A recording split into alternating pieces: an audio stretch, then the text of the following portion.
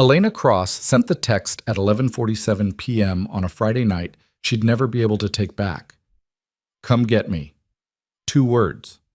No explanation, no safety net, just reckless want aimed at the one man she had no business wanting. Her boss, Vincent Moretti, a man whose power extended into shadows most people pretended didn't exist. She stared at her phone, wine-drunk and terrified, waiting for the humiliation of silence or the professional devastation of a response. What she got instead was a knock on her door 9 minutes later and a look in his eyes that told her he'd been waiting for her to break first. If you're watching from your city tonight, drop a comment and let me know where this story is reaching. Hit that like button and stay with me until the end. Because what happens when the quietest person in the room finally stops playing it safe is about to get very, very complicated. Duh. Elena Cross had perfected the art of being forgettable. It wasn't something she was born with. It was survival. In Vincent Moretti's office, in his world, the people who lasted were the ones who knew how to be useful without being noticed. The ones who didn't ask questions. The ones who understood that loyalty wasn't just valued, it was mandatory. And the cost of breaking it was something you didn't come back from. She'd been his executive assistant for 11 months.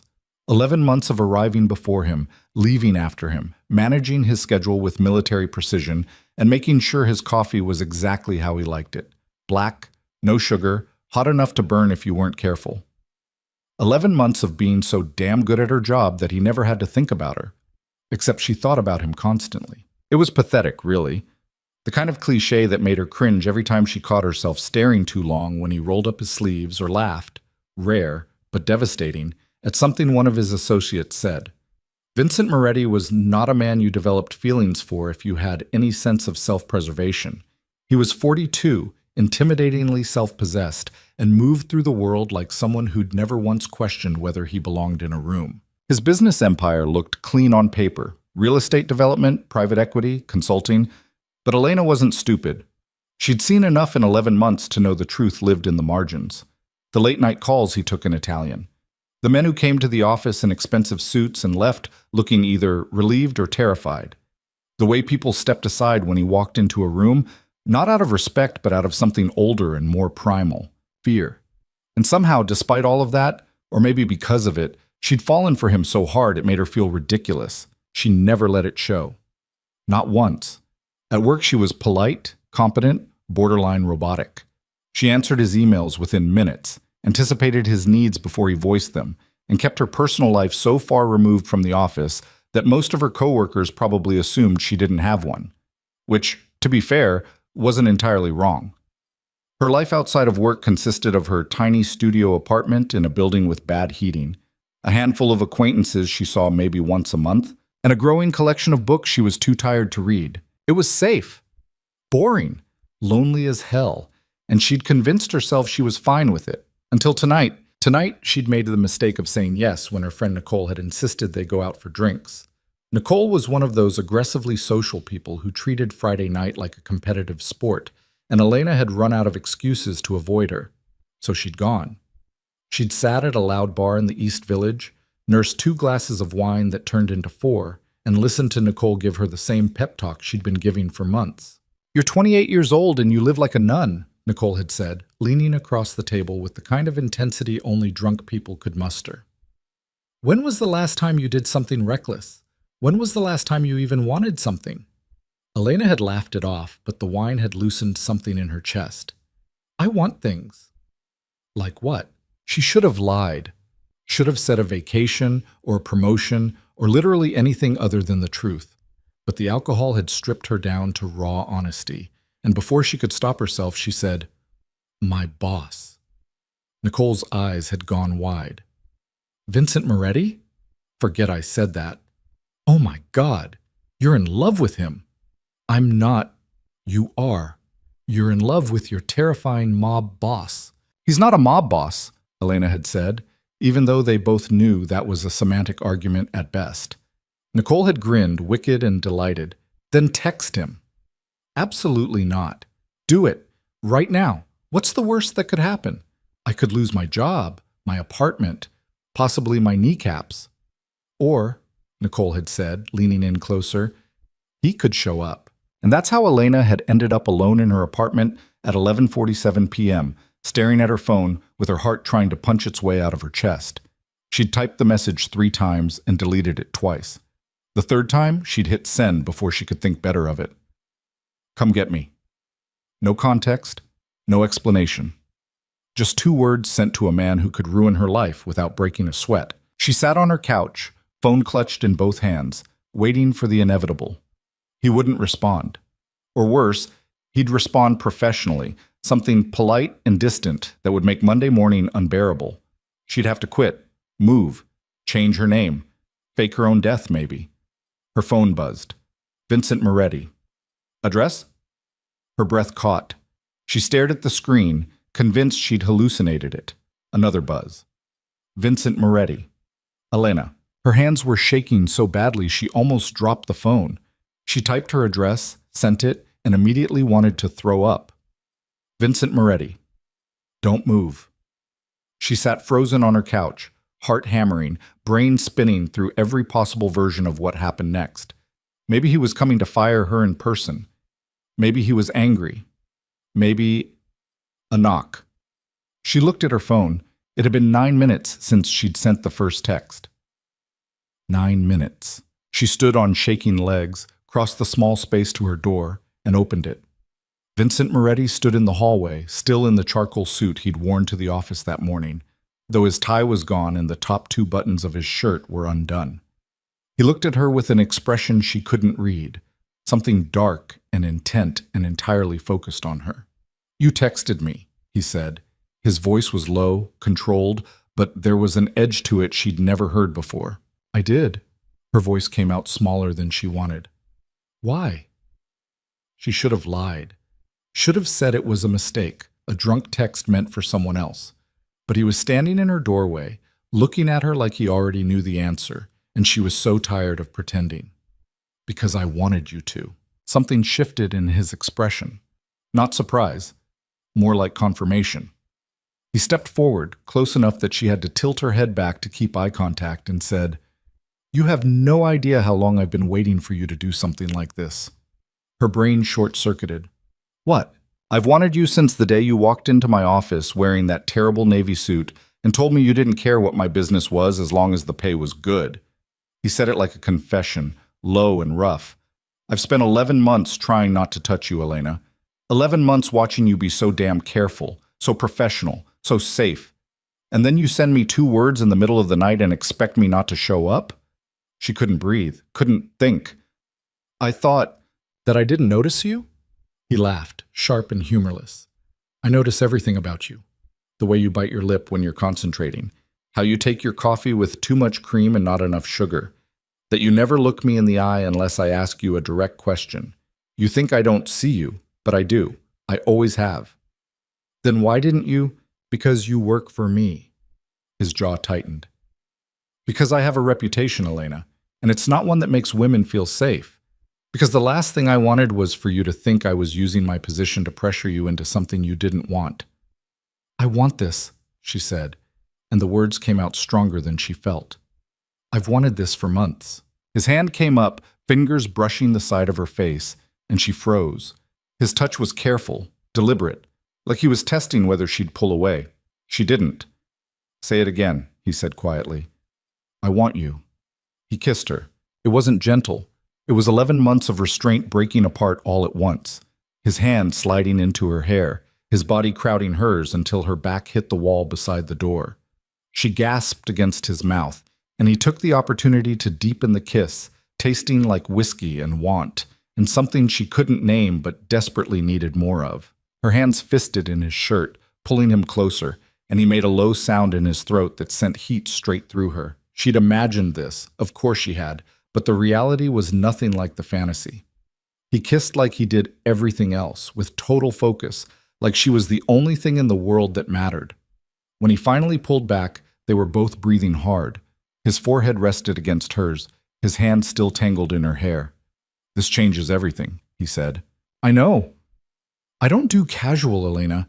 If we do this, it's not just tonight. Her heart was racing so fast she thought it might give out. What is it then? It's you and me figuring out how to make this work without destroying each other.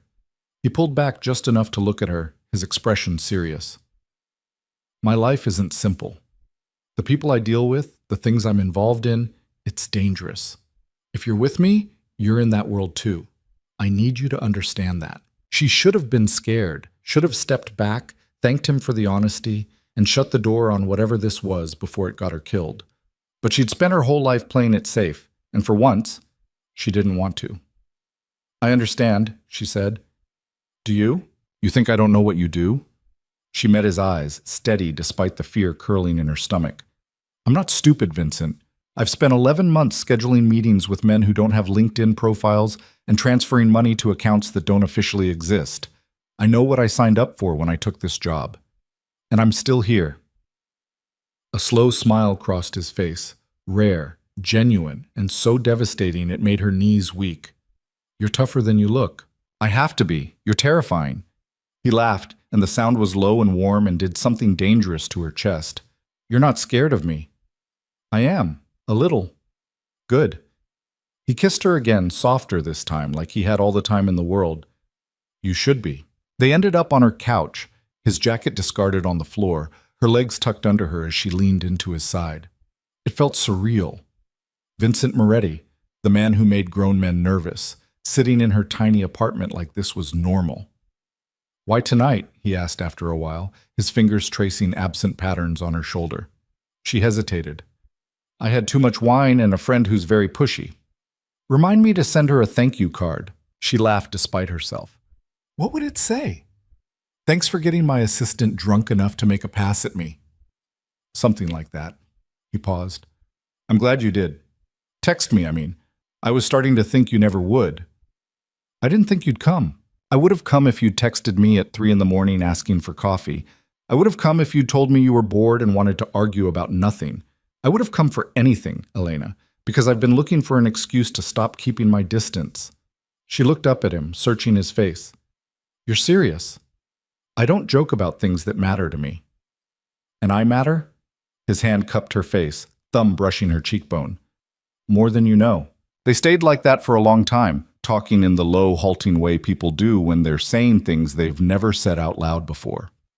He told her about the first time he'd noticed her, not at the interview, but 2 weeks into her employment, when she'd corrected a financial report one of his senior managers had screwed up and saved him from looking like an idiot in front of a client.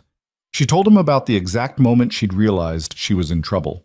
6 months in, when he'd taken off his reading glasses and rubbed his eyes after a 14-hour day, and she'd felt something shift in her chest that had nothing to do with professional admiration. You wear glasses? She asked, surprised. Only when I'm reading contracts. You've never seen them? No. I'll make sure you do. He said it like a promise. It was past 3 a.m. when he finally stood to leave, and she felt the loss of his warmth immediately. I should go, he said, though he didn't sound happy about it. Okay. He looked down at her, hesitating. Monday's going to be complicated. I know. We'll figure it out. He leaned down, kissed her once more, slow and deliberate, like he was trying to memorize the taste of her, and then he was gone. Elena sat alone in her apartment, door closed, heart still racing. She'd just kissed her boss. She'd just started something with a man whose world was built on secrets and violence and loyalty that came with a price. And the worst part? She didn't regret it, not even a little. By Monday morning, Elena had convinced herself it had all been a wine-fueled fever dream. She showed up to the office at 7:30, same as always, and went through her usual routine. Coffee first, then emails, then a review of Vincent's schedule for the day. She was halfway through confirming his lunch reservation when her desk phone rang. Mr. Moretti's office, she answered automatically. Come in here. Vincent's voice, low, clipped, professional. Her stomach dropped. Of course. She stood, smoothed her skirt, gray, knee-length, as boring as she could manage, and knocked once before entering his office. He was standing by the window, hands in his pockets, looking out over the city. He didn't turn when she came in. Close the door, he said. She did. We need to talk, he continued, still not looking at her. Here it comes, she thought. The regret, the backpedaling, the polite but firm conversation where he explained that Friday night was a mistake and they needed to keep things professional going forward. She braced herself. Okay. He turned then, and the look on his face wasn't what she expected. He didn't look regretful. He looked wrecked. I haven't stopped thinking about you, he said bluntly. Since I left your apartment, I've thought about nothing else. And I need to know if you meant what you said. She blinked. Which part? All of it. That you want this. That you understand what you're getting into. Because if we do this, Elena, there's no going back. I won't be able to pretend I don't want you. I won't be able to keep my distance, and I need to know you're ready for that. Her heart was pounding again. I meant it. Even sober? Especially sober. Something in his shoulders relaxed. He crossed the room in 3 strides, stopping just short of touching her. We do this my way. We keep it private, at least for now. No one at the office knows. No one in my circle knows. Not because I'm ashamed, but because the people I deal with would see you as a weakness, and I won't put you in that position until I'm sure I can protect you. Okay. At work, nothing changes. You're still my assistant. I'm still your boss. We're professional, polite, and careful. And outside of work? His eyes darkened. Outside of work, you're mine. The possessiveness in his voice should have scared her. Instead, it sent a thrill straight through her. Okay, she said again, breathless. He reached out, fingers brushing hers, the barest touch, but it felt like a brand. I'll pick you up tonight, 7 o'clock. Wear something you don't mind ruining. Her eyebrows shot up. Ruining? A slow, dangerous smile. We're going somewhere you'll need to get your hands dirty. That's ominous.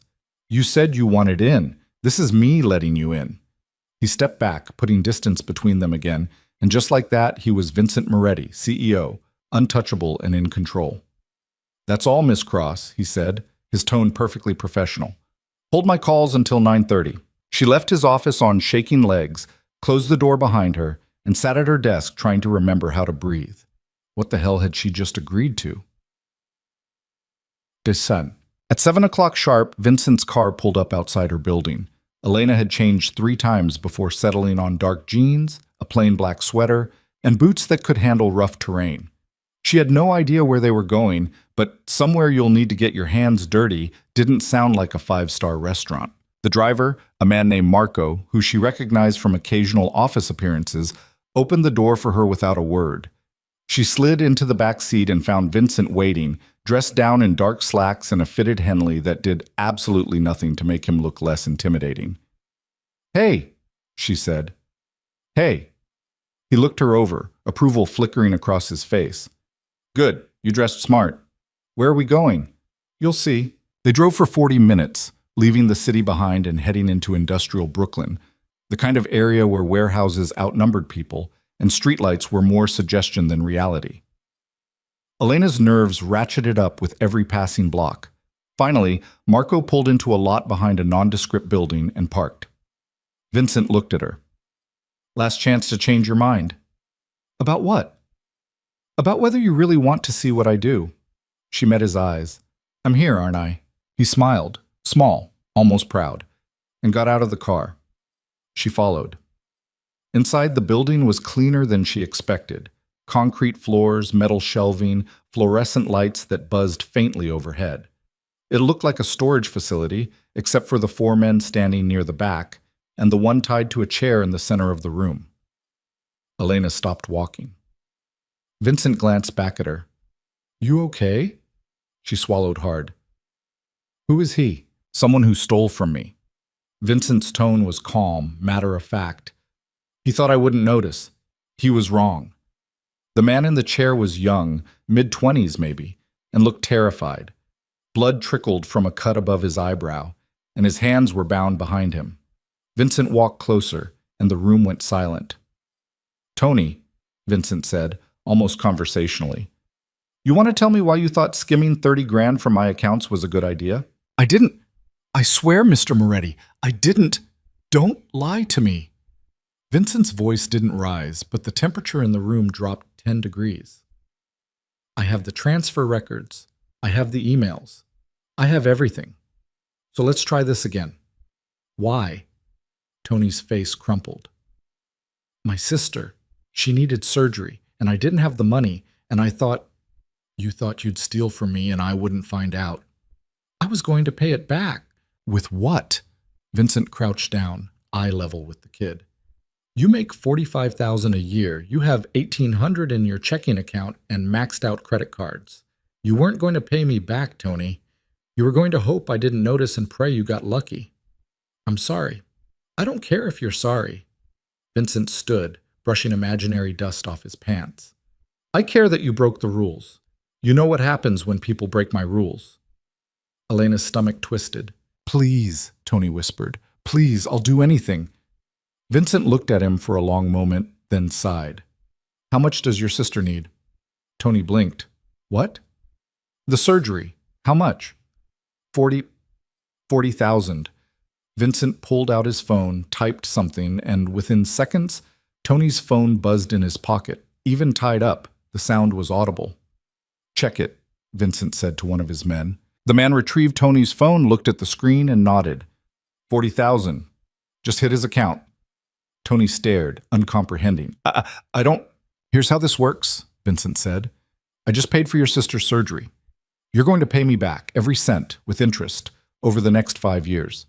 You'll do it through payroll deduction, which means you'll be working for me for at least that long. You try to run, you try to quit, you try anything stupid, and I'll take it out of your sister's hospital. Are we clear? Yes, Tony choked out. Yes, sir. Good. Vincent nodded to his men.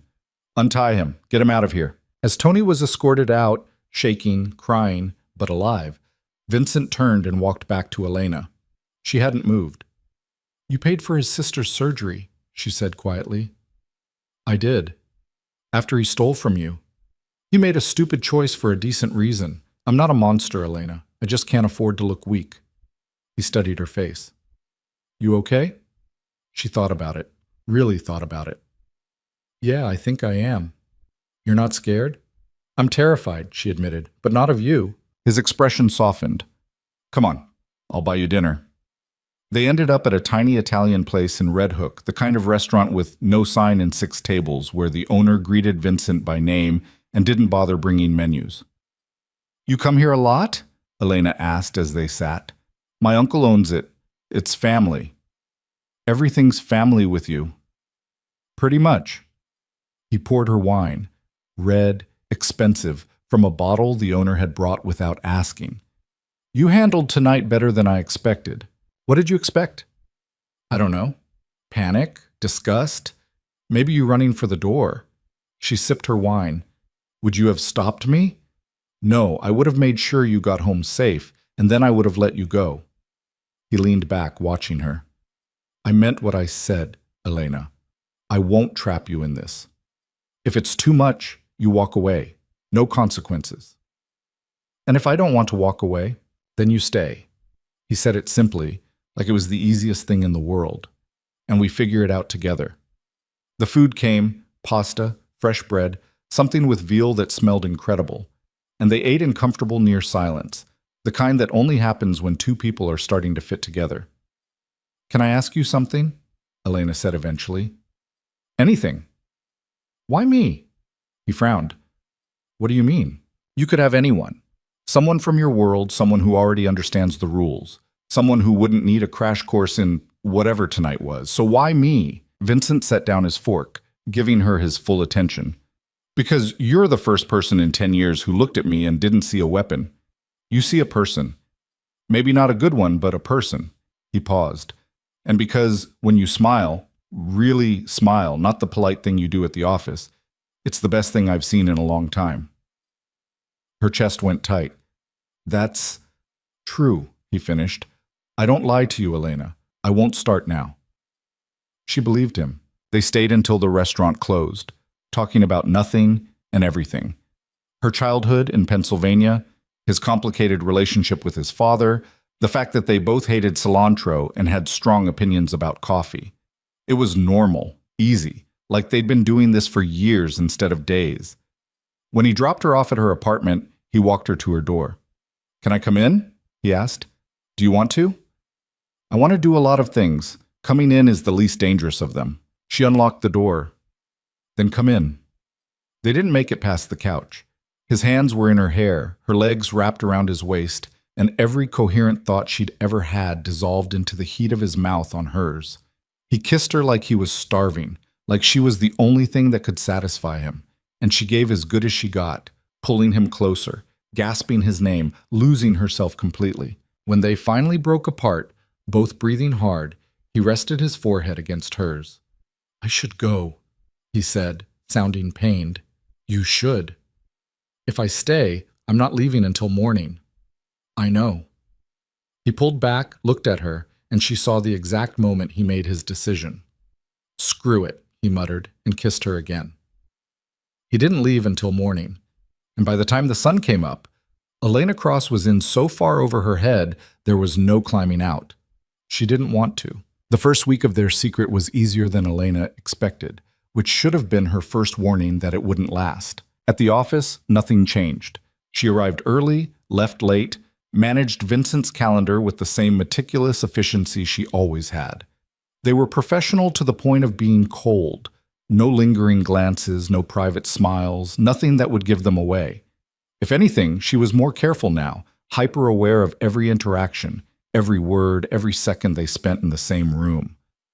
But the nights were different. Vincent would text her around 6, always the same message. "My place or yours?" And she'd respond. And 3 hours later, she'd be tangled up in his sheets or hers, learning exactly what it felt like when someone paid attention to every sound she made, every reaction, every preference. He was intense in bed the same way he was intense everywhere else, focused, demanding, and maddeningly good at reading what she needed before she knew she needed it. They'd talk after, sprawled out and boneless, and that's when she'd get glimpses of the man underneath the reputation. He told her about growing up in his father's shadow, about the weight of expectations and the cost of the name he carried. She told him about her parents' ugly divorce, about learning early that safety meant staying small and quiet and out of the way. "You're not small," he'd said one night, trailing his fingers down her spine. "You just convinced yourself you were. I'm 5'4". "You know what I mean." She did. By Friday, she'd spent 4 nights at his apartment, a sprawling penthouse in Tribeca that looked like it had been decorated by someone with more money than interest in personal touches.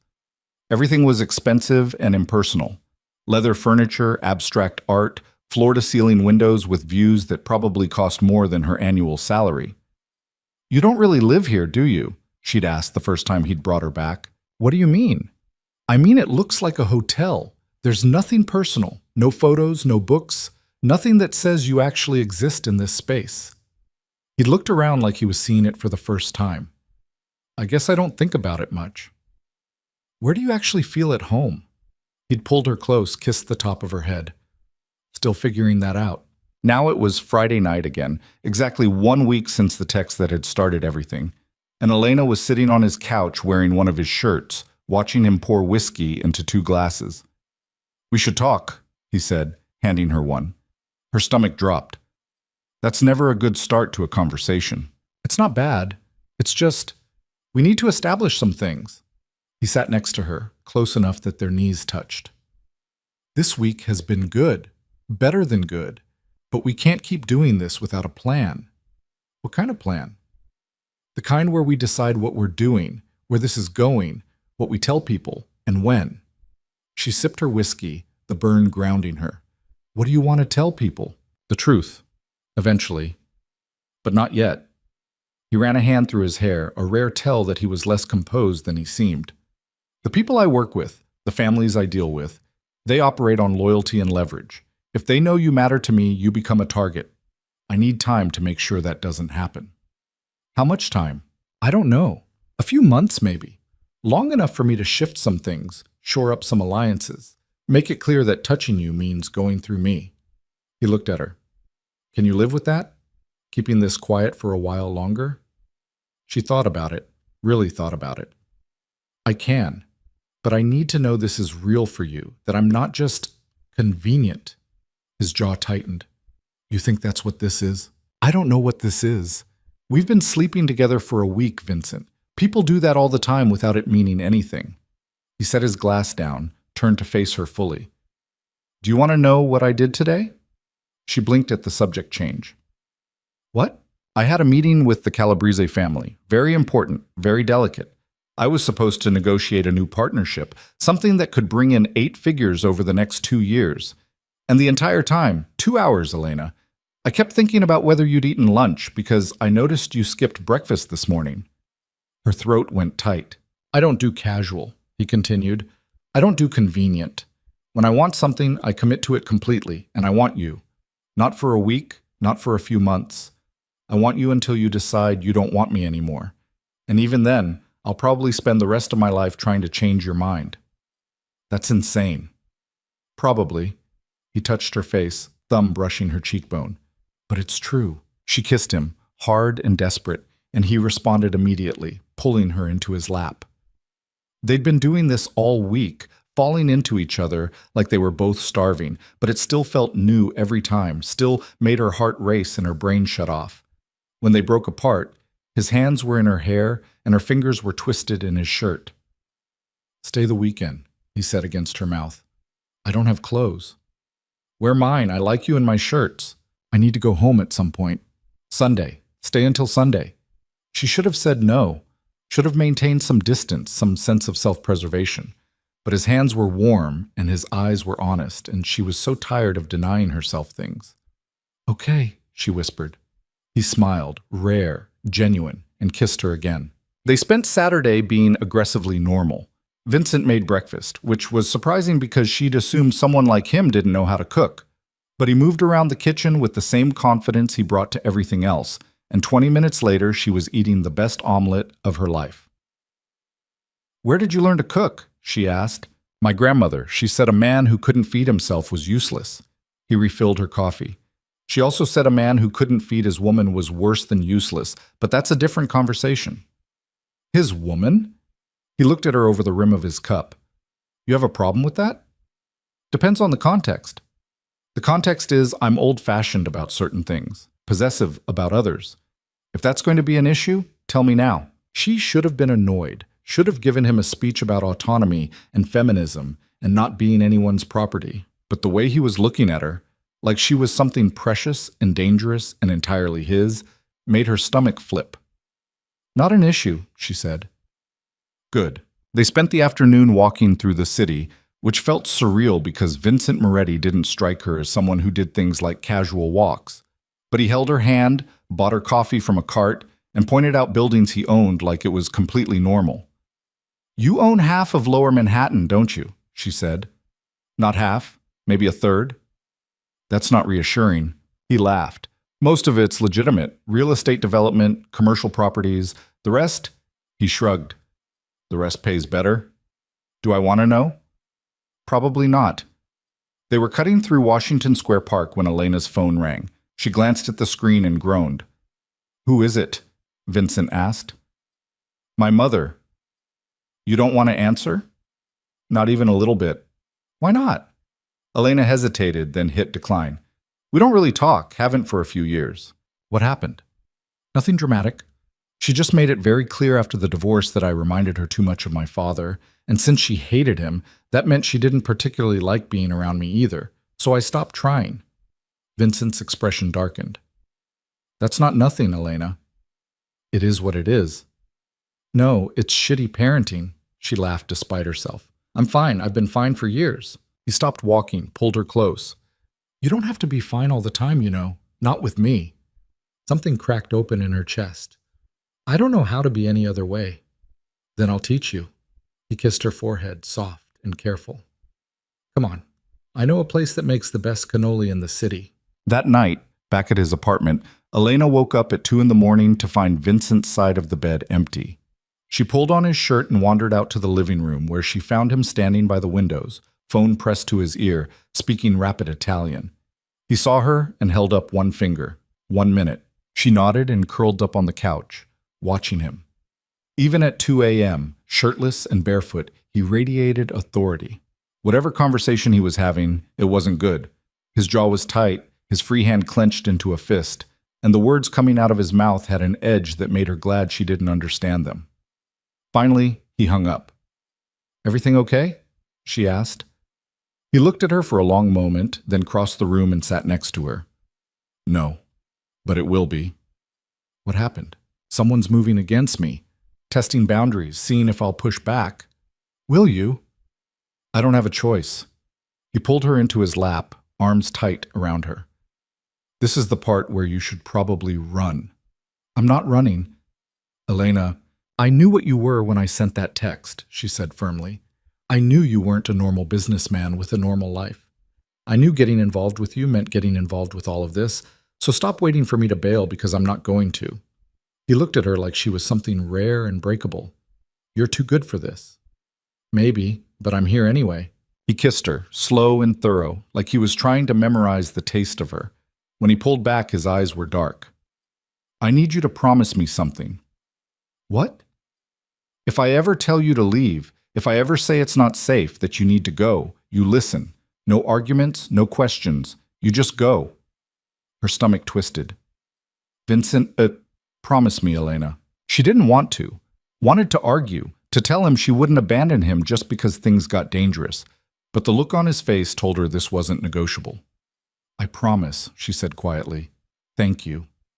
They went back to bed, but she didn't sleep. She lay there with his arm around her waist, listening to his breathing even out, and wondered what the hell she'd gotten herself into.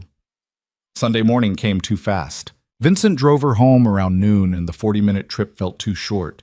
She didn't want to go back to her tiny apartment, didn't want to spend the night alone after spending 2 days wrapped up in him. You okay? He asked as they pulled up outside her building. Yeah, just adjusting. To what?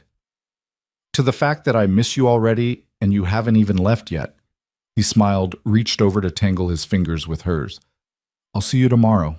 At the office, where we have to pretend this isn't happening. Where we have to be smart, he corrected. There's a difference. She knew he was right, didn't make it easier. Go, he said gently. I'll text you tonight. She got out of the car, watched him drive away, and felt the loss of him like a physical thing. Inside her apartment, everything felt too small, too quiet.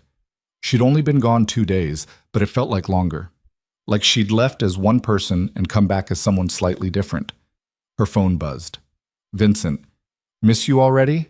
She smiled despite herself. Elena, Sap. Vincent, only for you. Monday hit like a freight train.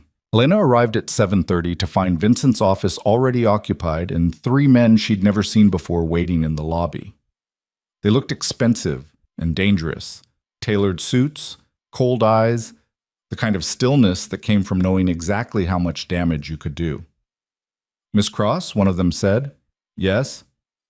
We're here to see Mr. Moretti. He's expecting us. She checked the calendar. Nothing scheduled. I'll let him know you're here. She knocked once and entered Vincent's office without waiting for an answer. He was on the phone, but he looked up when she came in. They're here, she said quietly.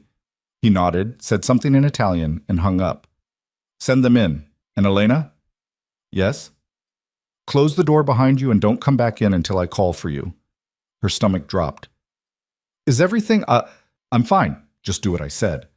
She left, sent the 3 men in, and spent the next hour trying not to panic. At 9:15, her phone buzzed with a text from Nicole. Nicole. Coffee? I need to hear all about your weekend. Elena hesitated, then responded. Elena. Can't today. Swamped at work. Nicole. Liar. You're avoiding me because you don't want to tell me you spent the entire weekend with your hot, scary boss. Elena. I don't know what you're talking about. Nicole. Sure you don't. Lunch tomorrow. No excuses. Before Elena could respond, Vincent's door opened and the 3 men filed out. They didn't look at her, didn't acknowledge her existence, just walked straight to the elevator and disappeared. 2 minutes later, her desk phone rang. Come in here, Vincent said, and hung up. She found him standing by the window, hands in his pockets, shoulders tense. What happened? She asked. Politics. He didn't turn around. Someone's trying to consolidate power and they want me to fall in line. And I told them to go to hell. Her heart sank. Is that smart? Probably not, but I'm not bowing to men who think they can intimidate me. He finally looked at her. This is going to get messy, Elena. I need you to be ready for that. Define messy. Pressure, surveillance, possibly threats, though I'll do everything I can to keep you out of it. You can't promise that. No, he admitted. I can't. She walked over to him, took his hand. Then we deal with it, together. He pulled her close, buried his face in her hair. You should leave me. Not happening. I'm serious. So am I. She pulled back enough to look at him. I told you I wasn't running. I meant it. He kissed her, hard and desperate, like he was trying to convince himself she was real. When he pulled away, his eyes were dark. If anything happens to you because of me, nothing's going to happen. You don't know that. Neither do you. She framed his face with her hands. Stop trying to push me away. It's not going to work. He laughed, sharp and humorless. You're stubborn. You like it. I do. He kissed her again, softer this time. Go back to your desk before I do something that'll get us both in trouble. She left reluctantly and spent the rest of the day fielding calls and managing crises while trying not to think about the look on Vincent's face when those men had left. That night, he texted her at 8. Vincent, my place, now. She didn't hesitate.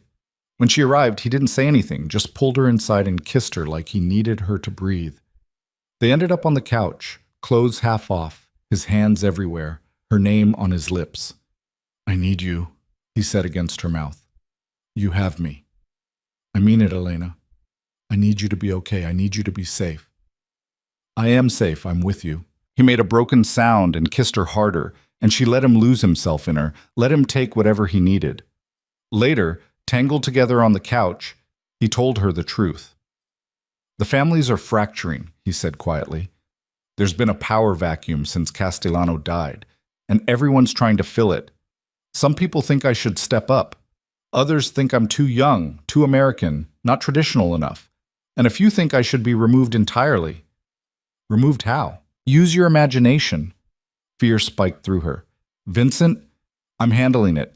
I have allies and I'm not easy to kill. But it's going to be tense for a while. Dangerous. He looked at her. If you want out, now's the time. How many times do I have to tell you I'm not leaving? Until I believe you. She straddled his lap, forcing him to meet her eyes. I am not leaving you. Not because it's dangerous. Not because it's complicated. Not because you keep trying to give me an exit. I'm here, Vincent. Deal with it. He stared at her, something shifting in his expression.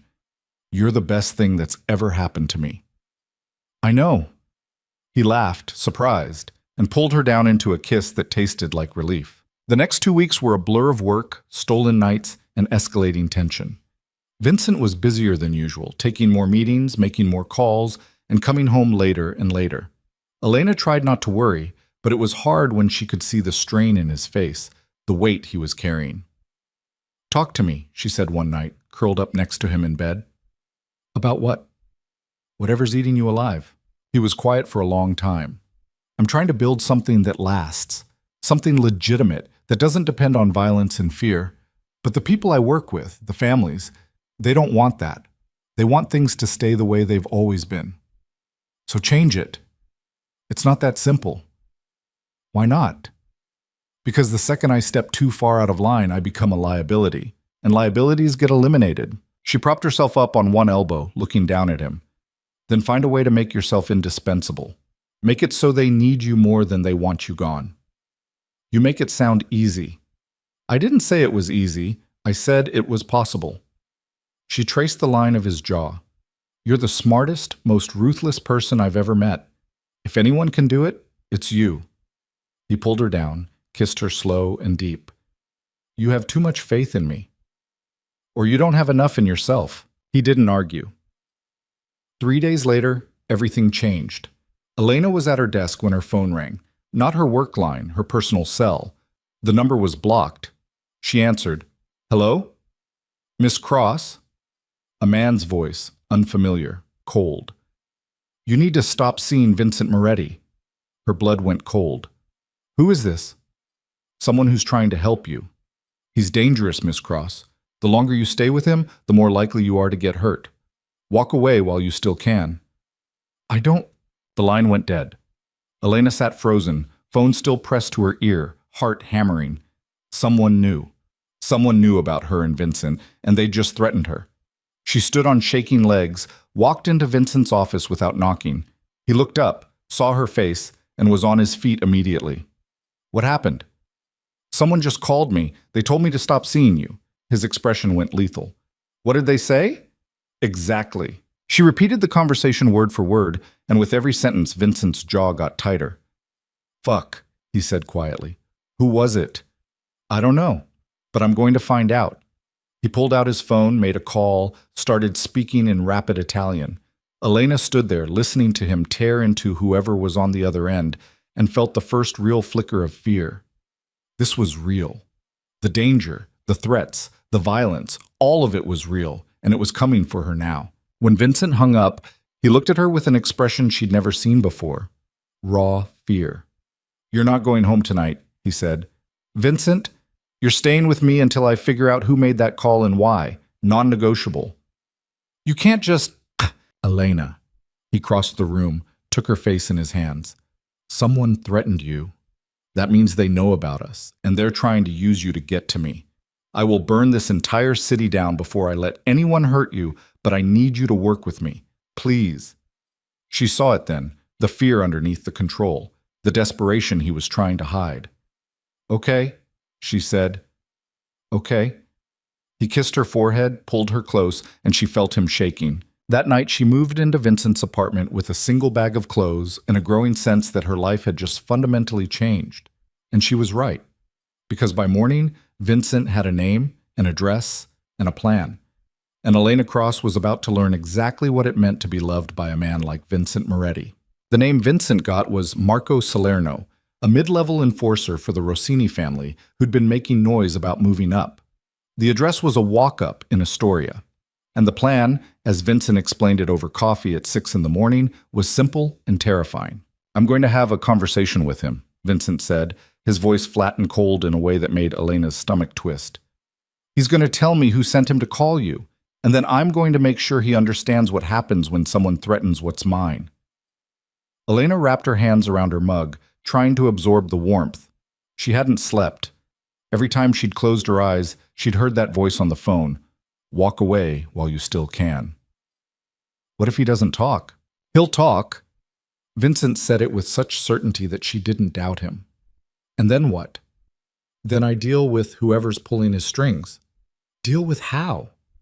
He looked at her across the table, and she saw the answer in his eyes before he said it. However I need to. She should have been horrified, should have told him to call the police, to handle this legally, to do literally anything other than what he was planning. But she'd seen enough of his world to know that the law didn't apply here.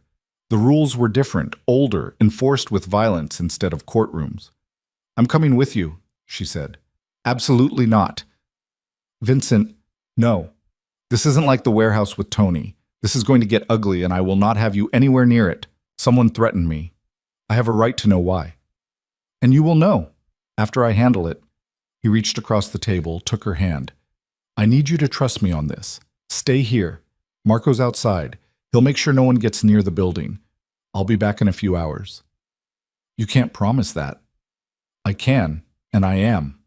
He stood, leaned down to kiss her forehead. Lock the door behind me. Don't answer it for anyone except Marco. If something feels wrong, you call me immediately. This whole thing feels wrong. I know, but I'm going to fix it. He left before she could argue, and Elena spent the next 4 hours pacing his apartment like a caged animal, checking her phone every 30 seconds and trying not to imagine all the ways this could go catastrophically wrong. At 10:15, her phone rang. Vincent. She answered before the first ring finished. Are you okay? I'm fine. It's handled. The relief was so intense it made her dizzy. What happened? I'll tell you when I get home. An hour, maybe less. Vincent, I love you. The line went dead. Elena stood frozen in the middle of his living room, phone still pressed to her ear, brain stuck on the 3 words he'd just thrown at her like they were casual. I love you. He'd said it like it was obvious, like it was a fact, simple and undeniable, and not something that required build-up or perfect timing or any of the things she'd always thought came before those words. Her hands were shaking. She set the phone down, sat on the couch, and tried to process what had just happened. Vincent Moretti loved her. He'd said it over the phone in the middle of a crisis, right after threatening someone's life, and somehow that made it more real than if he'd planned some perfect moment. When he walked through the door 50 minutes later, she was still sitting in the same spot, He looked tired, his shirt untucked, a bruise forming along his jaw. But he was whole, alive. "Hey," he said. "You're hurt." "It's nothing." Salerno got a swing in before I convinced him talking was a better option. He crossed to the bar, poured himself 2 fingers of whiskey, and downed it in one swallow. Elena stood, walked over to him. "What did he say?" Vincent refilled his glass but didn't drink. He was hired by someone in the Rossini family, not Rossini himself, but one of his captains, a guy named DeMarco, who thinks I'm getting too powerful and wants to remind me I'm not untouchable. "Calling you was supposed to rattle me, make me sloppy." "Did it work?" He looked at her, something dark and possessive in his eyes. "It made me furious. There's a difference." "What did you do to him?" "Salerno broke 2 of his fingers and told him if he ever looked at you, spoke to you, or thought about you again, I'd make sure he didn't have hands to swing at anyone." He said it matter-of-factly, like he was describing a business transaction. "Then I made some calls. DeMarco's being handled as we speak." "Handled how?" "He's losing his territory, his crew, and his standing in the family. By tomorrow he'll be lucky if Rossini lets him keep his life. After that, he's not my problem." Elena processed that. "You destroyed his entire operation because he told someone to call me." "Yes." "That's insane. That's the cost of threatening you." Vincent set his glass down, turned to face her fully. "I meant what I said on the phone." Her heart stuttered. "Which part?" "All of it. But especially the part where I told you I love you." He said it quietly, like the words still surprised him. "I know it's fast. I know we've only been doing this for a few weeks, but I've spent my entire adult life being careful, being strategic, never letting anyone close enough to matter. And then you sent me that text, and everything I thought I knew about what I wanted went out the window." She couldn't breathe. "Vincent, you don't have to say it back. I'm not asking you to. I just need you to know that this isn't casual for me. It never was." "I know." She stepped closer, reached up to touch the bruise on his jaw. "I've known since the first night you showed up at my door. You don't do anything halfway." "Neither do you. You're just better at pretending." She wanted to argue, but he was right. She'd spent her whole life pretending to be smaller, quieter, less than what she was. And somewhere in the last few weeks, she'd stopped pretending with him. "I love you too," she said, and the words felt huge and terrifying and completely true. "I'm pretty sure I've loved you since you paid for Tony's sister's surgery and then threatened to take it back if he ran. It was such a you thing to do, violent and generous at the same time." He laughed, surprised and rough. "That's when you knew?" "That's when I admitted it to myself. I think I knew before then." He kissed her, and it felt different than all the other times. Slower, heavier, like a promise. When they broke apart, he rested his forehead against hers. "Move in with me." "I'm already here." "Officially. Bring your stuff, give up your lease, make this real." Her heart was racing. "That's a big step." "I know, but I don't want you going back to that apartment. I don't want you anywhere I can't protect you. And selfishly, I don't want to spend another night without you." She thought about her tiny studio with its bad heating and thin walls. Thought about going back to being alone, to pretending this thing with Vincent was something she could compartmentalize and control. "Okay," she said. His eyes went wide. "Yeah? Yeah, but I'm keeping some of my furniture. Your place looks like a hospital." He grinned, bright and unguarded. "Deal." They spent the rest of the day making lists of things she'd need to move, calling her landlord, and arguing about whether she really needed to bring her collection of thrift store lamps. "They're hideous," Vincent said, looking at a photo she'd shown him. "They're character. They're fire hazards. You're a snob. I have standards. Your apartment has 0 personality. It has minimalist elegance. It has nothing. It's sterile." He pulled her onto his lap, kissed her neck. "Then make it less sterile. Bring your ugly lamps. Bring whatever you want. Just be here." She melted against him, feeling the tension of the last 24 hours finally drain away. "I can't believe this is my life now. Good or bad?" "Terrifying, but good." "I'll take it." That night, they ordered takeout and watched a movie neither of them paid attention to, too caught up in the fact that this was real now. Official. She was moving in with Vincent Moretti, and somehow that felt more permanent than anything they'd said or done before. The next 2 weeks were chaos in the best way. Elena packed up her apartment with help from Nicole, who spent the entire time giving her knowing looks and asking inappropriate questions about Vincent's bedroom skills. "I'm not discussing this with you," Elena said for the 5th time, shoving books into a box. "So it's good. I knew it. You have that glow." "I do not have a glow." "You absolutely do. It's the 'I'm having regular orgasms with a dangerous man' glow, very specific." Elena threw a pillow at her. "You're the worst." "I'm the best and you know it." Nicole flopped onto the bed, grinning. "I can't believe you're moving in with him. 2 months ago you were convinced he didn't know you existed." "He did a good job hiding it." "And now you're what? Playing house with a guy who probably has bodies buried somewhere?" Elena stopped packing. "Don't say that." "Why? It's probably true."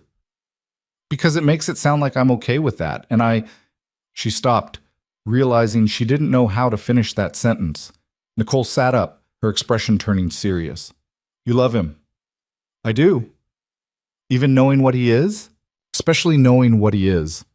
Elena sat on the edge of the bed, trying to find the right words. "He's not a good person, Nicole. I know that. But he's good to me. He's honest with me. And when he looks at me, I don't feel invisible anymore." Nicole reached over, squeezed her hand. "Then I'm happy for you. Terrified, but happy. Join the club." Moving day was a production.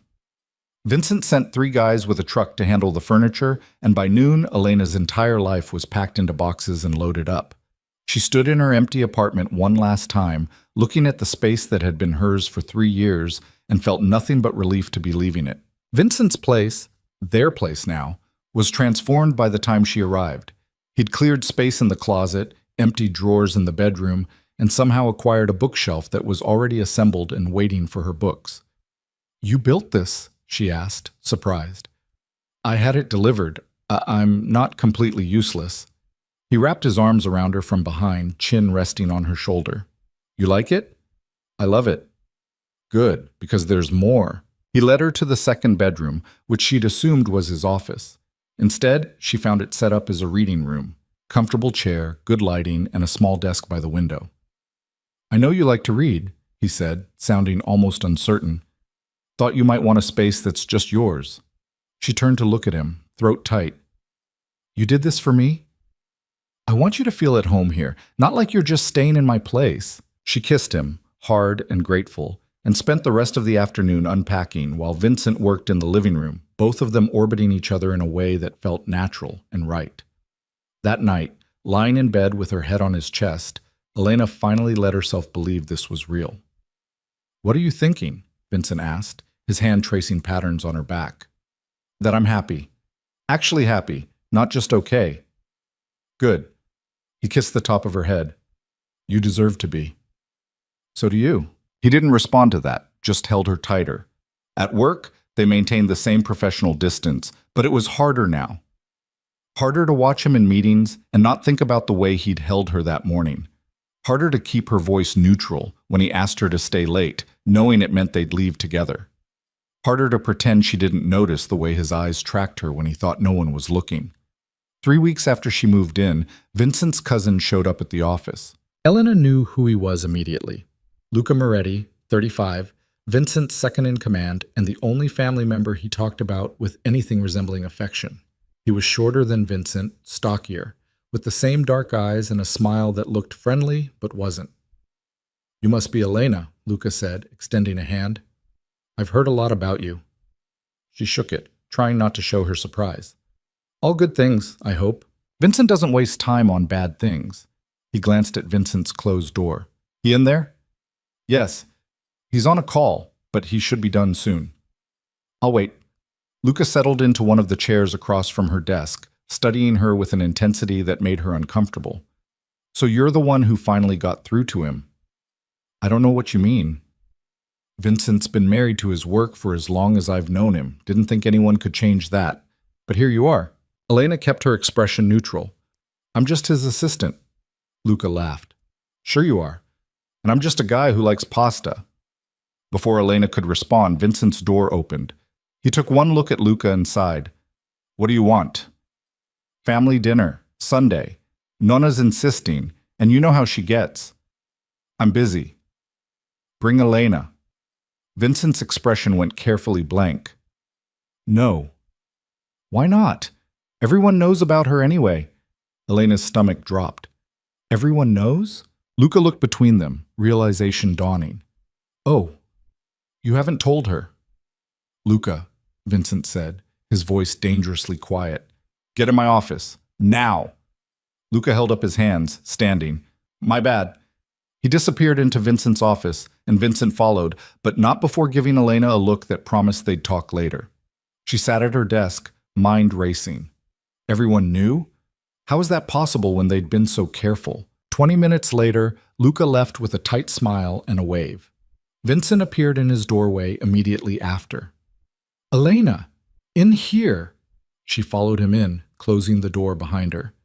What did he mean, everyone knows? Vincent ran a hand through his hair, looking more frustrated than she'd seen him in weeks. I was going to tell you. Tell me what? That I told my family about us. About you. Last week. She stared at him. You told them? I had to. Things are getting more stable, and I didn't want you to be a secret anymore. I wanted them to know you're important to me, that you're off limits. And you didn't think to mention this to me? I was going to. I just needed to make sure they understood the rules first. What rules? That no one talks to you, approaches you, or involves you in family business without going through me first. That you're mine, and anyone who has a problem with that can take it up with me directly. He stepped closer. I was protecting you, Elena. By making decisions about my life without telling me? By making sure my family knows I'm serious about you before anyone got stupid ideas about using you against me. She wanted to be angry, wanted to tell him he should have asked her first, should have given her a choice, but she also understood why he'd done it. In his world, hesitation got people killed. I would have said yes, she said quietly, if you'd asked me if you could tell them. I know, but I couldn't risk waiting, not after the thing with DeMarco. She closed her eyes, took a breath. So what now? I'm supposed to go to family dinner and meet everyone? Only if you want to. I can make an excuse. No. She opened her eyes, met his gaze. If we're doing this, we're doing it right. I'll go. Relief flooded his expression. You sure? Terrified but sure. He pulled her into his arms and she let herself lean into him. They're going to love you. You can't promise that. My grandmother already does. I showed her a picture. Elena pulled back to look at him. You showed your grandmother a picture of me? She asked. I couldn't say no to Nona. Despite everything, Elena laughed. You're a terrible liar. Only with you. Sunday came faster than Elena wanted. She changed outfits 4 times before settling on a simple dress that felt appropriate for meeting your boyfriend's Italian family without trying too hard. Vincent watched her stress from the bed, looking amused. You know they're going to love you regardless of what you wear, right? He said. You don't know that. I do. You're smart, beautiful, and you make me happy. That's all Nona cares about. What about everyone else?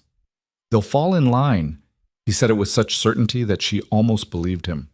The drive to his grandmother's house in Brooklyn took 30 minutes, and Elena spent the entire time trying not to panic. Vincent held her hand the whole way, thumb rubbing circles on her wrist. Breathe, he said as they pulled up to a modest brownstone. I'm breathing. You're hyperventilating. Same thing. He smiled, leaned over to kiss her. I love you. Remember that. I love you too. But if your family hates me, I'm blaming you. Deal. They walked up the steps together, and before Vincent could knock, the door flew open. A tiny woman, couldn't have been more than 5 feet tall, stood there with sharp dark eyes and a smile that took up her whole face. Vincent! She pulled him down into a hug, rapid-fire Italian pouring out of her. He responded in kind, and Elena caught her name in the stream of words. The woman, Nonna, clearly, turned to her, and Elena braced herself. So you're Elena, she said in heavily accented English. You're prettier than the picture. Thank you, Mrs. Moretti. It's nice to meet you. None of that Mrs. business. You call me Nonna. She pulled Elena into a hug that was surprisingly strong for someone so small. Come, everyone's waiting. She ushered them inside, and Elena found herself in a house that was the complete opposite of Vincent's sterile apartment. Every surface was covered with photos, knickknacks, and evidence of a family that actually lived there. The smell of garlic and tomatoes filled the air, and voices carried from the kitchen. Vincent kept his hand on the small of her back as Nonna led them through to the dining room, where at least 15 people were gathered around a massive table. Conversation stopped when they entered. "Everyone," Nonna announced, "this is Elena, Vincent's girl. Be nice or I hit you with the spoon." There was a beat of silence, and then someone laughed, and the tension broke. People started introducing themselves, cousins, aunts, uncles, family friends, until Elena's head was spinning with names she'd never remember. Luca appeared at her elbow. "Told you everyone knows. You could have warned me there'd be this many people. Where's the fun in that?" Dinner was loud, chaotic, and overwhelming in the best way. Elena found herself seated between Vincent and his younger cousin Sophia, who spent the entire meal asking her questions about work, her favorite books, and whether Vincent was as bossy at home as he was everywhere else. "Worse," Elena said, and Vincent shot her a look that made her laugh. Across the table, Nonna watched them with open satisfaction. After dinner, while the women cleared the table, Elena tried to help but was shooed away. Vincent was pulled into the study by his uncle. Elena found herself alone in the living room with Nonna. "Sit," the older woman said, patting the couch next to her. Elena sat. "You love him," Nonna said. It wasn't a question. "I do." "Good. He needs someone who sees past all the—" She waved her hand vaguely. "The business? The reputation? He's a good boy underneath." "I know." Nonna studied her with those sharp eyes. "You're not afraid of him?" "Sometimes I am, but not in the way you mean." "Smart girl." Nonna patted her knee. "You'll be good for him. He needs good." Before Elena could respond, Vincent appeared in the doorway. "Nonna, stop interrogating her." "I'm not interrogating. We're talking. Girl talk." "Right." He extended a hand to Elena. "We should go." They said their goodbyes, which took another 20 minutes because apparently leaving an Italian family gathering was a process, and finally made it back to the car. "That wasn't so bad, was it?" Vincent asked as they pulled away. "Your family is wonderful. Overwhelming, but wonderful. Nonna likes you. How can you tell?" "She told me to marry you before someone smarter steals you away." Elena's breath caught. "She said that?" In Italian, but yes. He glanced at her. "She's not wrong." Her heart was pounding. "Vincent, I'm not proposing. Not yet. But I'm going to, eventually, just so you know." She didn't know what to say to that, so she just laced her fingers through his and held on. Back at the apartment, they fell into bed exhausted and content. Elena curled into Vincent's side, listening to his heartbeat slow. "Thank you," she said quietly. "For what?" "For bringing me into your life, your real life, not just the version you show at the office." He kissed her forehead. "Thank you for staying. I'm not going anywhere." "Promise?" "Promise." And for the first time in longer than she could remember, Elena Cross fell asleep feeling like she belonged somewhere, like she was home. 3 months into living together, Elena discovered that Vincent Moretti talked in his sleep. Not coherently, mostly fragments in Italian, the occasional name, sometimes just sounds that could have been words or could have been nothing. But it happened almost every night, usually around 3 in the morning, and it was how she learned he had nightmares more often than he'd ever admit while awake. She'd tried asking him about it once, carefully, over breakfast. "You were restless last night," she'd said, pouring coffee. He'd looked up from his phone, expression neutral. "Was I?" "You were talking. In Italian." "What did I say?" "I don't know. I don't speak Italian." He'd gone back to his phone. Probably nothing important. But it was important. She could tell by the way his jaw tightened, by the shadows under his eyes that no amount of coffee could erase. Whatever he dreamed about, it wasn't nothing. She didn't push. Had learned by now that Vincent would tell her things when he was ready, and pushing only made him shut down. So she just started staying awake when the nightmares hit, hand on his chest until his breathing evened out, and pretended not to notice when he woke up shaking. Work had settled into a rhythm that felt almost normal. They'd gotten good at the professional distance thing, so good that Elena sometimes forgot they went home to the same apartment until Vincent would catch her eye across a meeting and she'd see the heat there, the promise of what came after. The rest of the office had no idea. Or if they did, they were smart enough not to mention it. It was a Tuesday in late November when everything shifted again. Elena was at her desk, reviewing contracts, when a woman she'd never seen before walked into the office.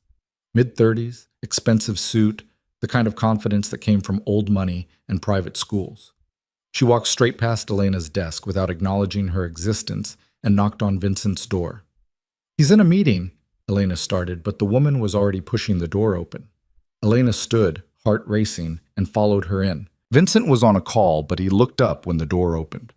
His expression went from irritation to something Elena couldn't quite read when he saw who it was. "I'll call you back," he said into the phone, and hung up. "Gabriella?" "Vincent." The woman smiled, sharp and knowing. "It's been a while." "Not long enough." He stood, buttoning his jacket.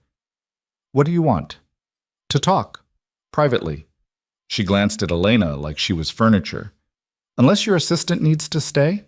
Vincent's eyes met Elena's, and she saw the apology there. "Give us a minute, Miss Cross." Elena left, closing the door behind her, and spent the next 20 minutes trying not to imagine who the hell Gabriella was, and why Vincent looked at her like she was a problem he'd thought he'd already solved. When the woman finally emerged, she was smiling. She paused at Elena's desk, looking her over with open assessment. "You're the new girl," she said. "I'm his assistant." "Right. And I'm just visiting." She leaned in, voice dropping. "Word of advice? Men like Vincent don't change. Whatever he's promised you, whatever you think this is, he'll get bored eventually. He always does." Elena kept her expression neutral. "Was there something else you needed, or are you finished?" Gabriella laughed. "I like you. More spine than the last one." She straightened, pulling on leather gloves. "Tell Vincent I'll be in touch." She left, and Elena sat there trying to process what had just happened. Vincent appeared in his doorway a minute later. "Elena?" She looked up. "Come in here." She followed him back into his office. He'd poured himself a drink despite it being 11 in the morning, which told her more than any explanation would. "Who was that?" she asked. "Someone from a long time ago." That's not an answer. He downed half the whiskey, set the glass down. "Her name is Gabriella Rossini. We were engaged briefly about 6 years ago. It was arranged by our families, political alliance, that kind of thing. It lasted 3 months before I called it off." Elena's stomach dropped. "You were engaged?" "On paper, it was never real." "Did you love her?" "No, I barely liked her." "Then why? All right, because my father asked me to. Because it was good for business, because I didn't know how to say no to him back then." He looked at her, and she saw the frustration there. "It was a mistake, one I corrected as soon as I could." Elena sat down, trying to process this. "What does she want now?" "The Rossini family is restructuring. They want to rebuild the alliance, strengthen ties. She's here to feel out whether I'm open to negotiation." "And are you?" "Not the way she's hoping." He crossed to her, crouched down so they were eye level. "I need you to understand something. That part of my life, the arranged marriages and political alliances, I'm done with it. I make my own choices now. And I choose you." "She said you'd get bored, that you always do." His jaw tightened. "She doesn't know anything about me. Hasn't for years.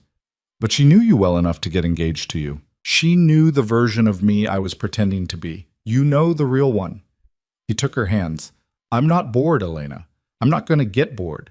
And I'm sure as hell not interested in whatever games Gabriella's trying to play." She wanted to believe him. Did believe him, mostly. But doubt was a persistent thing, and Gabriella's words had landed exactly where they were meant to. "Okay," she said quietly. "That's it? Just okay? What do you want me to say? That I'm thrilled your ex-fiancé showed up to remind me you have a whole history I know nothing about? That I'm totally fine with the fact that she's beautiful and connected and probably exactly the kind of woman you're supposed to end up with? You're the woman I'm supposed to end up with." "You don't know that." "Yes, I do." He stood, pulled her to her feet. "I knew it the night you texted me. I knew it when you didn't run after seeing what I did to Salerno. I knew it when my grandmother told me you were the one, and I realized she was right. So yes, Elena, I know." She wanted to argue, but the certainty in his voice made it impossible. "I need you to trust me," he said. "Can you do that?" "I'm trying." Then keep trying, because I'm not going anywhere, and neither is she unless I make her. That night, they didn't talk about Gabriella. They went home, ordered dinner, and pretended everything was normal. But the tension was there, sitting between them like a third presence, and Elena hated it. She was loading the dishwasher when Vincent came up behind her, arms wrapping around her waist. "Stop thinking so loud," he murmured against her neck. "I'm not—" "You've been quiet all night. That means you're in your head about something." She turned in his arms, looked up at him. "Do you have any other ex-fiancés I should know about?" "No, Gabriella was the only one." "What about girlfriends?" "A few, nothing serious." "Define serious." He studied her face. "You want the full list?" "I want to know what I'm competing with." "You're not competing with anyone." He cupped her face. "But if it'll make you feel better, I'll tell you. There was a woman named Marie when I was 25. Lasted about 8 months before she realized I wasn't going to leave the family business for her. A couple of short things after that, nothing worth mentioning. And then Gabriella, which was a disaster from start to finish. After that, I didn't date anyone for almost 4 years. Too much work, too much risk. And then you showed up and made me reconsider everything." "What about after me?" "There's no after you. This is it, Elena. You're it." The words should have been romantic, should have made her melt. Instead, they scared her. "You can't know that," she said. "Why not?" "Because people change. Feelings change. What if you wake up one day and realize you want someone who fits into your world better? Someone who knows the rules, who won't ask you to explain every meeting or translate every conversation. Then I'll explain and translate until you don't need me to anymore." He kissed her, slow and thorough. "You want to know what I see when I look at you?" "What?" "Someone who walked into my world knowing exactly what it was and chose to stay anyway. Someone who calls me on my bullshit, who doesn't let me hide, who makes me want to be better than I am. You think Gabriella did that? She wanted the name, the status, the power. She didn't want me. And I do? You're here, aren't you?" She didn't have an answer for that, just kissed him until the doubt quieted enough to breathe through. Gabriella didn't go away. Over the next 2 weeks, she showed up 3 more times, always unannounced, always with some excuse about business or family connections, and every time Vincent would have Elena leave while they talked, which made it worse because her imagination filled in all the blanks. "You need to tell her to stop coming here," Elena said after the 4th visit. They were in bed, his arm around her head on his chest. It was late, past midnight, and neither of them could sleep. "I have," Vincent said. "She's not listening." "Then make her listen." "It's not that simple. The Rossini family is powerful, and I can't afford to burn that bridge completely. Not right now." "So what, you're just going to let her keep showing up whenever she wants?" "I'm handling it." "How?" He was quiet for a long moment. "I'm working on a deal that'll give me enough leverage to tell them all to back off without it starting a war. But it takes time." "How much time?" "A few more weeks. Maybe a month." Elena pulled away, sat up. "A month of her coming to your office, looking at me like I'm nothing, reminding everyone that you two have history?" "Elena, do you know what she said to me today?" He sat up too, eyes sharp. "What did she say?" "She asked how long I thought this would last. You and me. She said you had a pattern, and I should be smart enough to see it." Vincent's expression went dark. "She had no right. But what if she's right?" Elena hated how small her voice sounded.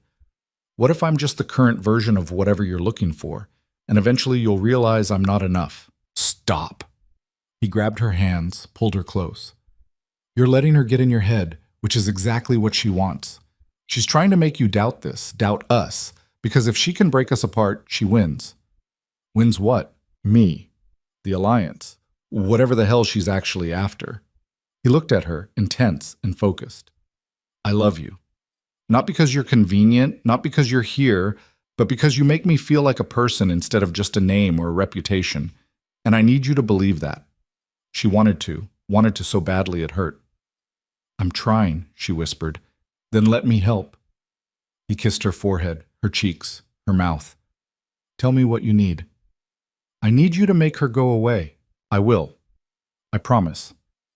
He kept that promise 3 days later in the most Vincent way possible.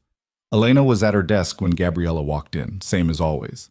But this time, Vincent was ready. He appeared in his doorway before she could knock. "We're done with these visits," he said, his voice carrying across the office. Gabriella stopped, turned. "Excuse me? You heard me. Whatever game you're playing, it's over. I'm not interested in rebuilding the alliance. I'm not interested in negotiating, and I'm sure as hell not interested in you." "Vincent, be reasonable." "I am being reasonable. You're the one who keeps showing up uninvited, making my assistant uncomfortable, and wasting everyone's time." He walked closer, and Elena saw the shift in his posture, the subtle threat. "I've been polite because of our families, but my patience has limits, and you just hit them." Gabriella glanced at Elena, then back at Vincent. "This is about her? This is about you not taking no for an answer. She's going to ruin you. You know that, right? She's not one of us. She doesn't understand the rules, the expectations. Eventually, you'll have to choose between her and the family, and we both know which one you'll pick." "You're right," Vincent said calmly. "I will have to choose, and I already did. I chose her. Now get out." The office had gone silent. Everyone was watching, pretending not to, but absolutely riveted. Gabriella's face went hard. "You're making a mistake." "Maybe. But it's my mistake to make." He held the door open. "Goodbye, Gabriella." She left without another word, spine rigid, heels clicking sharply on the floor. Vincent closed the door, looked at Elena. She stared at him, heart pounding. He crossed to her desk, leaned down, and kissed her in front of everyone. When he pulled back, she was breathless. "What are you doing?" "Making sure everyone knows exactly where I stand." He straightened, raised his voice. "In case anyone missed it, Elena Cross is not just my assistant. She's with me. Anyone who has a problem with that can talk to me directly." The office stayed silent for 3 seconds, and then someone, she thought it was David from accounting, started clapping. Others joined in, and suddenly the whole floor was applauding. Elena's face went hot. "Vincent, come on." He took her hand, pulled her toward his office. "We need to talk." Inside, door closed, she rounded on him.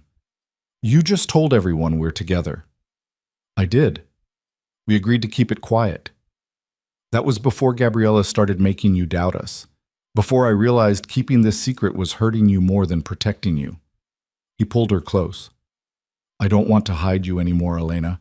I want everyone to know you're mine. You can't just decide that without asking me. You're right. I should have asked first. But I saw the way she was looking at you, talking to you, and I couldn't let it continue." He touched her face. "Are you angry?" She thought about it, really thought about it. "No. Terrified, but not angry." "Good, because I already called my lawyer to update my will." Her eyes went wide. "What?" "If something happens to me, you're taken care of. The apartment, the accounts, all of it. I made sure of it this morning." "Vincent, that's insane. We're not even married?" "Not yet, but we will be." He said it like it was inevitable. "And in the meantime, I want you protected." She couldn't breathe. "You can't just plan our entire future without talking to me." "I'm not planning it. I'm telling you what I want. You can still say no." "To what? Marriage? Security? You rewriting your will?" "To all of it. To any of it." He held her gaze. "But I'm hoping you won't." She should have been overwhelmed. Should have told him to slow down, to stop making these huge decisions like they were simple. But instead, she just kissed him. "You're crazy," she said against his mouth. "About you? Absolutely." They stayed in his office for another hour talking through what came next, how they'd handle the office knowing, what they'd tell his family, though Nona had apparently known from the start, and how to navigate the inevitable gossip. "People are going to have opinions," Vincent warned. "Let them. Some of those opinions will be ugly. I don't care." He smiled. "You're tougher than I gave you credit for." "I have to be. You're exhausting." "I know." He kissed her. "I love you. I love you too, even when you're making unilateral decisions about our future. I'll try to consult you more." "You'd better." That night, they went to dinner at a restaurant Vincent had been trying to get reservations at for months. Apparently, being publicly in a relationship came with perks, because the maitre d' greeted them by name and led them to a private table. Did you pay him off? Elena asked as they sat. I might have mentioned I was bringing someone special. That's not an answer, he grinned. Order whatever you want. Tonight's a celebration. Of what? You, me. The fact that I don't have to pretend you're just my assistant anymore. She reached across the table, took his hand. You know this doesn't change anything at work, right? I'm still going to do my job. I know, you're too professional to let this affect your work. It's one of the things I love about you. What are the other things? You want the full list? We have time. He spent the next 20 minutes telling her, and by the time their food arrived, Elena was smiling so hard her face hurt. Walking back to the car, Vincent's arm around her shoulders, Elena felt something settle in her chest. The doubt that had been eating at her since Gabriella showed up was gone, replaced by something steadier. What are you thinking? Vincent asked. That I'm happy. Really, genuinely happy. Good. You deserve to be. So do you. He pulled her closer. I am. More than I've been in years. They got home just before midnight, and Elena was exhausted in the best way. She changed into one of Vincent's shirts, her favorite, the soft gray one that smelled like him, and climbed into bed. Vincent joined her a few minutes later, pulling her against him. Thank you, she said quietly. For what? For choosing me. Over Gabriella, over the easy path, over whatever alliance would have made your life simpler. Choosing you made my life better. There's a difference. He kissed the top of her head. Get some sleep.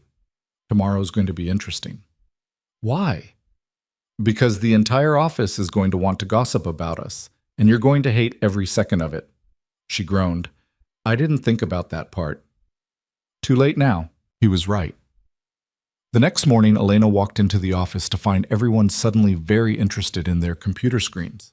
The whispers started the second she sat down, and by lunch, 3 different people had found excuses to stop by her desk and make awkward small talk. Vincent thought it was hilarious. They're scared of you now, he said when she escaped to his office around 2. This is your fault. Technically, it's our fault. You kissed me in front of everyone, and I'd do it again. He pulled her onto his lap despite the glass walls. Let them talk. They'll get bored eventually. And if they don't, then they'll learn to live with it because you're not going anywhere. She kissed him, quick and sweet. You're impossible. You love me anyway. Unfortunately. 2 weeks later, things finally settled into a new normal.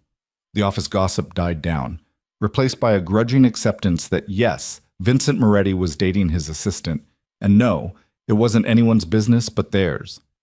Gabriella didn't come back. And Elena Cross, the woman who'd spent most of her life trying to be invisible, learned what it felt like to be seen, to be chosen, to be loved by someone who didn't do anything halfway. It was terrifying and perfect and completely hers, and she wasn't letting go. 6 months after Vincent kissed her in front of the entire office, Elena woke up to find him already gone. Not unusual. He was an early riser, always had been. But when she reached for her phone, she found a note on his pillow instead. Roof. Come up when you're ready. She pulled on jeans and one of his sweaters, grabbed her coffee, and took the elevator to the top floor. The rooftop terrace was technically private, accessible only to the penthouse, and Vincent had told her once that he'd bought the apartment specifically for this space. She'd never understood why until now. The sun was just starting to rise over the city, painting everything gold and pink, and Vincent was standing at the railing, still in the clothes he'd worn yesterday. Did you sleep at all? She asked, walking over to him. Couldn't. He didn't look at her, just kept staring out at the skyline. Had too much on my mind. She leaned against the railing next to him, sipping her coffee. Want to talk about it? I'm leaving the family business. She almost dropped her mug. What? Not entirely. I'll still have connections, still help when they need it. But the day-to-day operations, the violence, the politics, I'm done. He finally looked at her.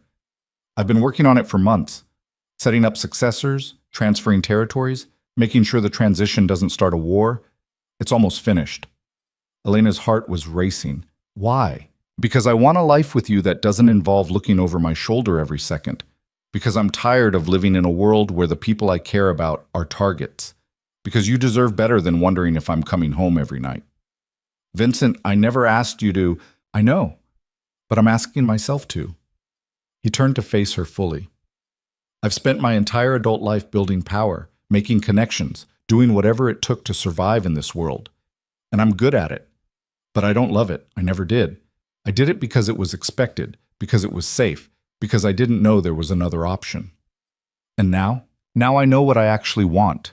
A legitimate business that doesn't require me to hurt people. A future that isn't built on fear. You.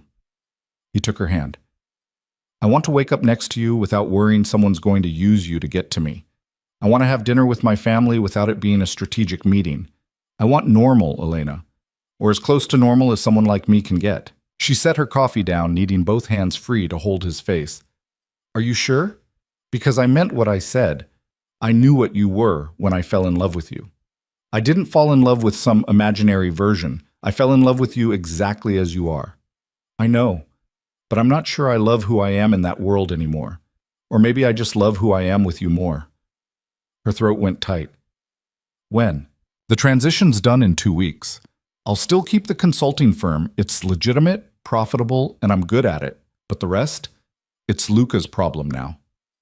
How does he feel about that? Vincent smiled, small and tired. He's thrilled. He's been ready to step up for years. I was just too stubborn to let him. Elena kissed him, slow and careful, trying to pour everything she felt into it. When she pulled back, his eyes were soft. You're really doing this, she said. I really am. For me? For us. There's a difference. They stood there watching the sun come up over the city, and Elena felt something shift, like they were standing on the edge of a completely different future, and for the first time she wasn't scared of it. The next 2 weeks were controlled chaos. Vincent worked 18-hour days meeting with family heads, transferring responsibilities, making sure every detail was handled. Elena watched him navigate it all with the same ruthless efficiency he brought to everything, and she'd never been more certain that he was making the right choice. Luca came by the office 3 days before the official transition. You sure about this? He asked Vincent, sprawled in the chair across from his desk. Positive. Because once you're out, you're out. You can't just change your mind in 6 months. I won't. Luca looked at Elena, who was reviewing contracts at the small table by the window. You know this is your fault, right? She glanced up. Excuse me? He was perfectly content being miserable before you showed up. Now he wants things like happiness and a future. It's disgusting. Vincent threw a pen at him. Get out of my office. Luca caught it, grinning. I'm just saying, you better take care of him. He's going to be insufferable now that he has feelings. I've always had feelings, Vincent said. Yeah, but now you're acting on them. It's weird. Elena laughed despite herself. I'll do my best. Good. Luca stood, suddenly serious. Really, though, thank you, for making him remember there's more to life than this. After he left, Vincent looked at Elena. My family likes you more than they like me. That's because I'm likable. Debatable. She threw the pen back at him. The official transition happened on a Tuesday, in a private room at the same restaurant where Vincent had taken her after the warehouse incident with Tony. All the major family heads were there, along with Luca and a handful of others Elena didn't recognize. She wasn't invited to the meeting. Vincent had been clear about that. This is family business, he'd said, and I don't want you anywhere near it. So she waited at home, trying to read and failing, until her phone rang at 8:30.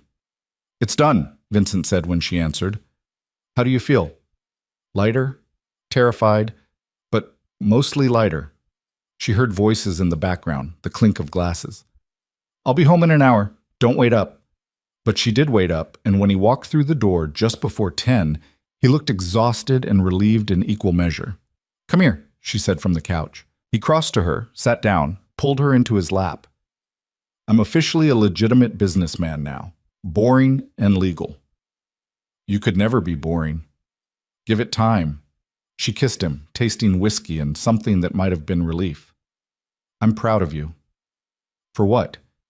For choosing what you want instead of what's expected. That takes guts. He buried his face in her neck. I couldn't have done it without you. Yes, you could have. Maybe. But I wouldn't have wanted to. They stayed like that for a long time, just holding each other. And Elena thought about how far they'd come from that first impulsive text. How much had changed? How much hadn't? A month after the transition, Elena came home from work to find Vincent in the kitchen, actually cooking. "Should I be concerned?" she asked, setting down her bag. "Probably. I'm attempting risotto." "You know how to make risotto?" Nonna gave me her recipe. She said if I'm going to be domestic now, I should at least feed you properly. Elena walked over, peered into the pot. It actually looked edible. "I'm impressed." "Don't be. I called her twice already." She laughed, wrapped her arms around him from behind. "How was your day?" "Good. Closed a deal with a tech company looking to expand into commercial real estate. Completely legal, no threats required." "Look at you, being normal." "It's weird. I kind of like it." They ate dinner on the couch, the risotto better than Elena expected, and talked about nothing important. It was normal, comfortable, the kind of evening she'd never thought she'd have with someone like Vincent. "I have something for you," he said after they'd finished eating. "Vincent, you just bought me that ridiculous coffee maker last week. It's not that kind of gift." He stood, walked to the bedroom, and came back with a small box. Elena's heart stopped. "Is that—" "Just open it." Inside was a key. Not a ring, a key. She looked up at him, confused. "It's to the house in Connecticut," he said. "The one I bought last month." "You bought a house?" "I bought us a house. 3 bedrooms, 2 acres, completely private. Thought we could use a place to escape to on weekends." He sat next to her. "I know the apartment works for now, but I want us to have somewhere that feels like ours. Somewhere we can build something." She turned the key over in her hand, throat tight. "You really are going full domestic, aren't you?" "Trying to. Is it working?" "It's terrifying and perfect and very you." She kissed him. "When do I get to see it?" "This weekend, if you want." "I want." The house was everything Vincent had promised and nothing like Elena expected. It wasn't some massive estate, just a comfortable colonial with good bones, big windows, and a kitchen that made her want to learn how to cook. The backyard had old trees and a garden that had been neglected but could be beautiful with some work. "What do you think?" Vincent asked as they walked through. "I think you bought us a house." "Technically, I bought you a house. It's in your name." She stopped walking. "What?" "The deed's in your name. I wanted you to have something that's entirely yours, that no one can take away." He looked almost nervous. "Is that okay?" Elena felt tears prick her eyes. "You put a house in my name?" "I put our future in your name. The house is just part of it." She kissed him hard enough to make him stumble back against the counter. "I love you." "I love you too." "Does this mean you like it?" "I love it, even though you're insane for buying a house without telling me. I'm learning that surprising you goes better when there's real estate involved." They spent the weekend painting the bedroom, a soft gray that Elena chose and Vincent pretended to have opinions about, and planning what they'd do with each room. It felt like playing house, except it wasn't playing. It was real. Sunday night, lying in bed in their new house with paint still under her fingernails, Elena said, "I keep waiting for something to go wrong." Vincent's hand stilled on her back. "Why?" "Because this is too good. We're too happy. And in my experience, that's usually when everything falls apart. That's a depressing way to live. It's a realistic way to live." He was quiet for a moment. "You know what I've learned in the last 6 months?" "What?" "That happiness isn't something you wait for permission to have. It's something you choose every day, even when it's scary. Especially when it's scary." He pulled her closer. "I spent years thinking I didn't deserve this. A normal life, someone who loved me, a future that wasn't built on violence, and maybe I don't deserve it. But I'm choosing it anyway, and I'm choosing you, and I'm going to keep choosing both until you get sick of me. That's never going to happen." "Good, because I have plans." "What kind of plans?" "The kind that involve you, this house, and maybe a couple of kids somewhere down the line." Her breath caught. "Kids?" "Eventually, if you want them." He said it casually, but she could hear the hope underneath. "I know we haven't talked about it. I want them." The words came out before she could think about them. "I want everything with you. The house, the kids, the boring normal life, all of it." He kissed her, slow and deep, and Elena felt something settle in her chest. This was real. This future they were building one decision at a time, one risk at a time. This was hers. 3 months later, on a perfectly ordinary Thursday in April, Vincent proposed. Not at a fancy restaurant or on some elaborate vacation. He did it in their kitchen in Connecticut, while Elena was making coffee and he was reading the newspaper, and it was so normal that she almost missed it. "Marry me," he said, not looking up from the sports section. Elena turned. "What? Marry me." He set down the paper, pulled a ring box from his pocket. "I was going to do this big thing, take you somewhere romantic, make a speech. But then I realized that's not us. We're the couple who started because of a drunk text and a bad decision. We're the couple who falls in love in the messy parts, not the perfect ones. So I'm asking you here, in our kitchen, on a random Thursday, because this is real life and I want you in all of it." She stared at him, coffee forgotten. He opened the box. The ring was simple. White gold, single diamond, nothing flashy. It was my grandmother's. She gave it to me last week and told me I was an idiot for waiting this long. "So, Elena Cross, will you marry me?" "Yes." The word came out choked. "Yes, absolutely yes." He slid the ring on her finger and it fit perfectly, because of course it did. Then he kissed her, and Elena tasted coffee and forever, and she'd never been more certain of anything in her life. "We're engaged," she said when they broke apart. "We are. Your family's going to throw a party. Nona's probably already planning it." She laughed, crying, happy in a way she'd forgotten was possible. "I can't believe this is my life." "Better get used to it. You're stuck with me now." Good. The wedding happened 4 months later in the backyard of their Connecticut house. Small, private, just family and close friends. Nona cried through the entire ceremony. Luca gave a speech that was equal parts touching and embarrassing. Nicole caught the bouquet and immediately tried to give it back.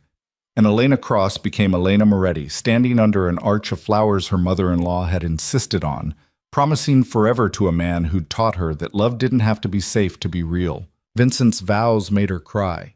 "I promise to choose you every day," he said, holding her hands. "Even on the days when it's hard. Even on the days when we drive each other crazy. Even on the days when the world tries to pull us apart.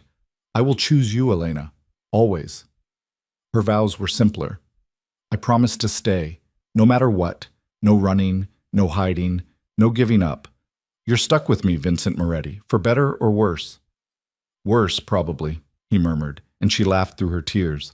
When they kissed, the entire yard erupted in applause, and Elena felt something click into place. This was family. This was home. This was everything she'd been too scared to want, and brave enough to choose anyway. The reception lasted until midnight, full of food and wine and dancing. Vincent's uncle got drunk and told embarrassing stories. Sophia cornered Elena and demanded to know when they were having babies. Nona pulled them both aside and gave them marriage advice that was surprisingly explicit for an 80-year-old woman.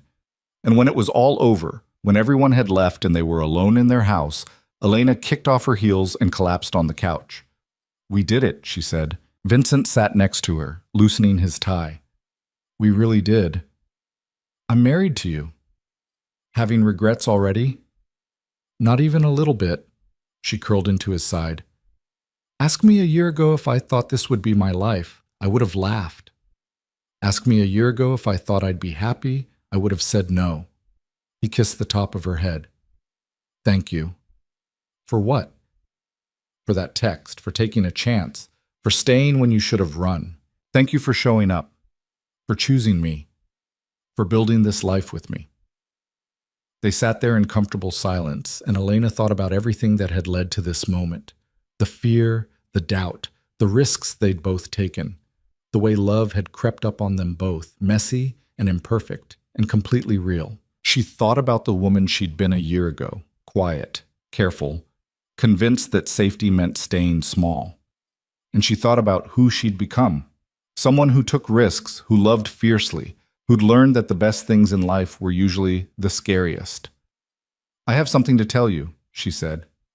Vincent tensed slightly. "Good or bad?" "Good, I think." She sat up, looked at him. "I'm pregnant." His eyes went wide. You're about 6 weeks. I found out last week, but I wanted to wait until after the wedding to tell you." He stared at her, processing, and then a smile broke across his face.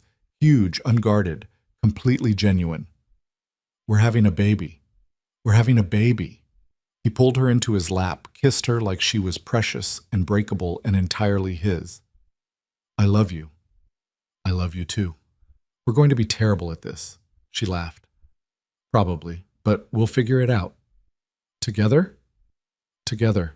7 months later, Elena gave birth to a daughter they named Grace, after Vincent's grandmother. She had Elena's eyes and Vincent's dark hair and a tendency to scream at 3 a.m. that neither of them had any idea how to handle. Vincent was a disaster as a new father, terrified of holding her wrong, convinced every cry meant something was seriously wrong, calling the pediatrician so often the doctor started answering with, "She's fine, Vincent." But he was also completely devoted. He'd wake up for the middle of the night feedings, pace the floor with Grace when she wouldn't sleep, and stare at her like she was the most miraculous thing he'd ever seen. "You're going to spoil her," Elena said one night, watching him rock their daughter. "Absolutely. She's going to be so spoiled." "Vincent." "She's perfect, Elena. Look at her." Elena looked at her daughter, asleep in her father's arms, at her husband, looking at their baby like she was the center of the universe, at the life they'd built, messy and imperfect, and completely theirs. "Yeah," she said softly. "She really is." Grace grew up in 2 worlds, the Manhattan penthouse and the Connecticut house, splitting time between the city and the quiet. She grew up knowing her father was powerful but kind, that her mother was gentle but fierce. She grew up surrounded by family, with Nonna teaching her Italian and Uncle Luca teaching her how to negotiate before she could walk. And she grew up loved, absolutely and completely, by 2 people who'd learned that the best kind of love was the kind you chose every single day. 2 years after Grace was born, they had a son, Michael, named after Vincent's father, who'd passed away 6 months earlier. He was quieter than his sister, more thoughtful, with Elena's careful nature and Vincent's sharp mind. And their house filled up with noise and chaos and the kind of beautiful mess that came from actually living instead of just surviving. Elena quit working as Vincent's assistant when Grace was born, but she didn't stop working. She started consulting, helping small businesses with operations and management, building something that was entirely hers. Vincent cheered her on, watched the kids when she had meetings, and never once made her feel like her career was less important than his. They fought, of course, about money, about parenting, about whose turn it was to deal with Grace's terrible twos, but they fought fair, and they always came back to each other, and they never let the bad days erase the good ones. On their 5th anniversary, Vincent took her back to the bar where Nicole had convinced her to send that first text. "This is where it started," he said, ordering them both drinks. "This is where I made the best bad decision of my life," Elena corrected. "You ever regret it?" "Not once." She reached across the table, took his hand. "You? Showing up at your door? Never. Though I do regret not doing it sooner. We found each other when we were supposed to." "You believe that?" "I have to. Otherwise I'd spend too much time thinking about all the ways we almost didn't happen." He lifted her hand, kissed her knuckles. "I'm glad we happened." "Me too." They stayed until closing, talking and laughing like they had all the time in the world. And in a way, they did. They had years stretched out ahead of them, full of noise and chaos and the kind of ordinary magic that came from choosing each other every single day. Elena thought about the woman she'd been before Vincent, scared, small, convinced that wanting more was dangerous.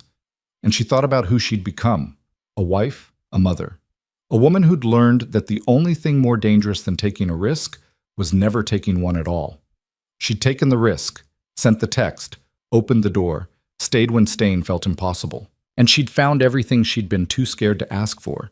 A man who loved her fiercely, a family that chose her, a life that felt full instead of just safe. It wasn't perfect. They still had hard days, still fought about stupid things, still struggled sometimes to balance everything. But it was real. It was theirs.